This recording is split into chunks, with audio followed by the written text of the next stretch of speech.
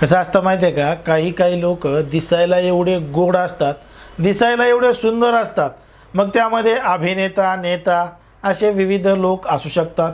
अभिनेता असू शकतो, अभिनेत्री असू शकतो. त्यांना आपण टी व्हीवर पाहिलं असतं, त्यांचे आपण अनेक चित्रपट पाहिले असतात, गाणे पाहिले असतात, त्यांचा चेहरा आपल्याला ओळखू येतो, पण मात्र त्यांचं नाव आपल्याला माहीत नसतं. कारण की त्यांनी बराच दिवसापासून चित्रपटसृष्टीमध्ये काम केलेलं नसतं. आपण त्यांचा चेहरा, त्यांची गाणे हे मात्र बघितलेले असतात.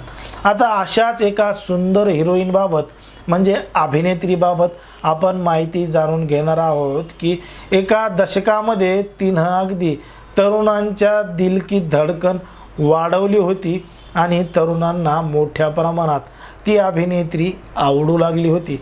कारण की दिसायला ही अगदी साधी आणि सरळ अभिनेत्री ती होती. आणि याच अभिनेत्रीबद्दल आपण सविस्तर जाणून घेणार आहोत आणि त्या अभिनेत्रीचं नाव आहे प्रिया गिल. प्रिया गिल ही जी अभिनेत्री आहे, तिनं चित्रपटसृष्टीमध्ये एंट्री केली आणि अगदी चित्रपटसृष्टीमध्ये एंट्री केल्यानंतर अगदी लवकरात लवकर ती एक मोठी प्रसिद्ध झाली. तिला चांगली प्रसिद्धी मिळाली आणि अनेकांना ती आवडू लागली. म्हणजे ज्या पद्धतीनं ती रातोरात स्टार बनली, त्याच पद्धतीनं रातोरात ती गायबसुद्धा झाली आणि आता ती कोणत्याही चित्रपटामध्ये म्हणजे कशावरच आपल्याला ती दिसत नाही. ती म्हणजे प्रिया गिल नावाची अभिनेत्री. आता याच अभिनेत्रीबद्दल आपण सविस्तर जाणून घेणार आहोत. पण जर तुम्ही अजूनही आपलं चॅनल सबस्क्राईब केलं नसेल तर लगेचच सबस्क्राईब करून घ्या आणि बाजूला असणाऱ्या बेल नोटिफिकेशनला सुद्धा ऑन करायला विसरू नका. अभिनेत्री प्रिया गिल हिचा चेहरा जर तुम्ही बघितला तर नक्कीच तुम्हाला आठवण होत असेल की पहली पहली बार मोहब्बत की है. आता हे गाणं सिर्फ तुम चित्रपटामधलं आहे हे सुद्धा सांगायची गरज नाही, कारण की या हिरोनीचा चेहरा पाहिला की लगेचच लक्षात येतं पहली पहली बार मोहब्बत की है. पण या अभिनेत्रीनं नेमकी चित्रपटसृष्टीमध्ये एंट्री कशी केली होती आणि तिला कुठून प्रसिद्धी मिळाली हेच आपण पाहणार आहोत.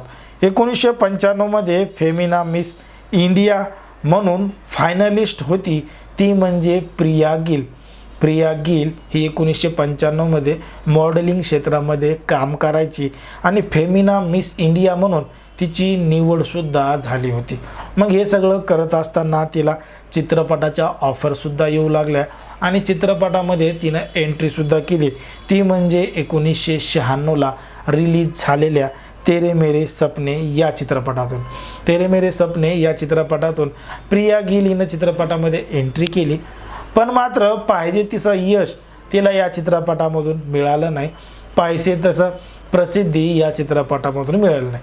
आता 96 नंतर 98ला तिचा पुन्हा एक चित्रपट आला, श्याम घनश्याम नावाचा. यामध्ये तर प्रिया गिल आणि तिच्यासोबत अरबाज खान सारखा एक मोठा अभिनेता होता, पण तरी मात्र सुद्धा पाहिजे तशी छाप फिल्म इंडस्ट्रीमध्ये या चित्रपटाची पडली नाही आणि तो चित्रपटसुद्धा फेल गेला. त्यानंतर तिचा 1999मध्ये सुनील शेट्टीसोबत बडा दिलवाला नावाचा चित्रपट आला. आता एकीकडे सुनील शेट्टी हा म्हणजे सुपरस्टार होता आणि प्रिया गिल ही नवीनच अभिनेत्री होती, पण दिसायला अगदी सुंदर होती, नाजूक होती आणि बघता क्षणी प्रेक्षकांना आवडत होती, म्हणून तिला एक एक चित्रपट मिळत होते. मग सुनील शेट्टीसारखा स्टार तिच्यासोबत असूनसुद्धा बडे दिलवाला हा चित्रपटसुद्धा पाहिजे तसा चालला नाही, पण तरी मात्र सुद्धा तिला चित्रपट येतच होते आणि चित्रपटामध्ये तिला संधी मिळतच होती. मग मात्र त्यानंतर एक चित्रपट आला आणि तो चित्रपट होता सिर्फ तुम.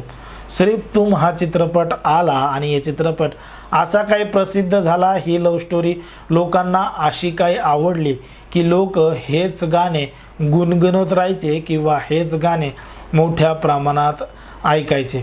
या चित्रपटामध्ये मुख्य भूमिका साकारली होती अभिनेत्याची, ती म्हणजे संजय कपूर यांनी आणि मुख्य भूमिकेमध्ये होती प्रिया गिल. यांची भूमिका लोकांना खूप आवडली आणि हिला तिथून एक एवढी प्रसिद्धी मिळाली की प्रिया गिल हिचं नाव जरी लोकांना पोहोचलं नसेल किंवा माहीत झालं नसेल, पण मात्र हिचा चेहरा अगदी लोकांच्या मनामनामध्ये बसलेला होता. आता हिनं चित्रपटामध्ये काम करत असताना हिंदी, भोजपुरी, मल्याळम, तेलुगू या विविध चित्रपटामध्ये काम करायला सुद्धा सुरुवात केली होती. त्यानंतर तिचा श्रीप्तुम झाल्यानंतर जोश आला, रेड आला असे विविध चित्रपट आले. पण मात्र 2006 नंतर या अभिनेत्रीनं चित्रपटामधून असा काही संन्यास घेतला की ही अभिनेत्री 2006 नंतर चित्रपटसृष्टीमध्ये दिसलीच नाही. तिनं त्या चित्रपटसृष्टीमधून संन्यास घेऊन मुंबई सोडून, भारत सोडून विदेशामध्ये स्थायिक झाली आहे. तिनं तिकडं लग्न केलं आहे आणि ती एकदम आनंदी आहे. एका मोठ्या उद्योगपतीसोबत, बिझनेसमॅनसोबत ती लग्न करून हॅप्पी आहे असं सुद्धा सांगितलं जातं. आता हे सगळं करत असताना तिच्याबद्दल काही गैरसमजसुद्धा झाले होते आणि वेगवेगळ्या लोकांसोबत तिचे नावंसुद्धा जोडले जात होते.